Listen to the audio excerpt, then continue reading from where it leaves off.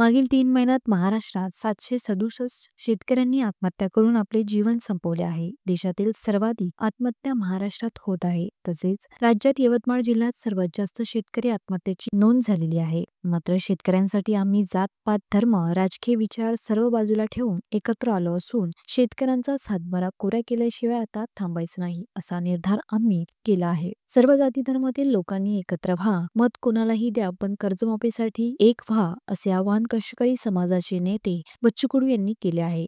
7 जुलै रोजी देशातील पहिले कृषी मंत्री डॉक्टर पंजाबराव देशमुख यांचे जन्मगाव पापड येथून सातबारा कोरा कोरा कोरा यात्रेला सुरुवात होणार आहे. पुढे उंबरठा बाजार, मानकी, वडसा, तिवरी, तुपटाकडी, काडी दौलत, गुंज असे गावं करत चिलगावन या स्वर्गीय साहेबराव करपे यांच्या रणभूमीमध्ये या यात्रेची सांगता होणार आहे. इथून पुढे कोणत्याही शेतकऱ्यावर आत्महत्येची वेळ येऊ नये असे यासाठी लढण्याचा निर्धार स्वर्गीय साहेबराव करपे यांना नमन करून आम्ही करणार आहोत. दिवसभर शेतकरी राबून बळीराजा साऱ्या जगाचं पोट भरण्यासाठी आपला घाम गाळतो, कष्ट करून जीवाचे रान करतो, पण जगाचा पोशिंदा असलेल्या शेतकरी राजावर उपाशीपोटी झोपण्याची वेळ सध्या आली आहे. शेतकऱ्यांची जात स्वतः कष्ट करून आपलं पोट भरते. फुकट काही मिळायची शेतकऱ्यांची कधी अपेक्षा नसते आणि फुकट काही मिळेल वचनही पडत नाही. पण कबाड कष्ट करून मातीत पैसा ओतून जो शेतमाल शेतकरी पिकवतो त्याला जर किमान बाजारभाव भेटत नाही आणि नैसर्गिक आपत्तीमुळे शेतमालाचे नुकसान झाले तर मात्र त्याने कोणाकडे मदतीची याचना करायची, कोणाकडे पदर पसरायचा